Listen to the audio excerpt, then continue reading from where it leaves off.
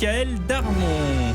Mon cher Michael, pour la politique, le gouvernement a stoppé une partie du programme d'économie, notamment sur le nombre de fonctionnaires. Il faut quand même trouver de l'argent pour financer la baisse des impôts. Certains députés cherchent à la bougie dans les niches fiscales, mais pas forcément dans les bonnes, vous nous dites. Et oui, petit rappel de l'épisode précédent. Pour sortir de la crise des Gilets jaunes, c'était le 25 avril, le président Macron a annoncé une baisse d'impôts de 5 milliards d'euros d'un coup, afin que les Français en ressentent bien les effets. Conséquence, il faut compenser ces baisses de recettes. Comment ? Eh bien, en allant piocher, vous l'avez dit, dans les niches fiscales, mais pas celles des ménages, celles des entreprises. Ça a commencé à devenir plus problématique quand certains députés ont dit on va aller fourrager dans l'aide à l'innovation.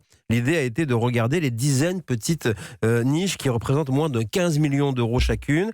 Et celles-ci, certaines d'ailleurs, ne peuvent même pas être chiffrées tellement elles sont petites dans le secteur de la culture ou de l'innovation. Alors il existe un dispositif fiscal que les start-upers connaissent bien. Ça s'appelle le JEI, Jeune Entreprise Innovation. Les bénéficiaires peuvent bénéficier, eux, donc justement, d'allégements fiscaux.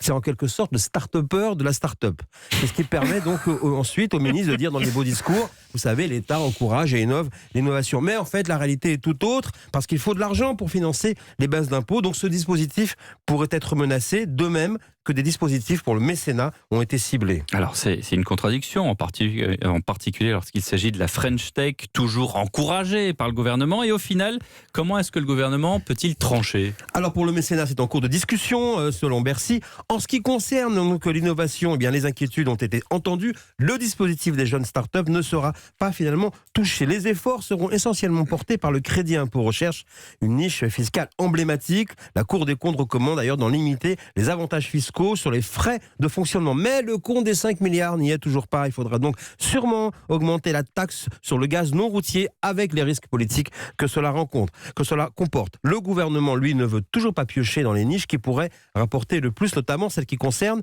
les avantages fiscaux sur les plus-values dans les cessions d'entreprise. Et certains parlementaires disent qu'il faudrait quand même toucher aux niches fiscales concernant les familles à haut revenu. Mais là, Gérald Darmanin, ministre du Budget, l'a confirmé à Europe 1 hier. Le gouvernement ne le prévoit pas, mais le Parlement est libre de le faire et le gouvernement dira qu'il n'est pas d'accord. Merci. On le voit, le débat budgétaire sera animé à la rentrée. Merci Michael Darmon.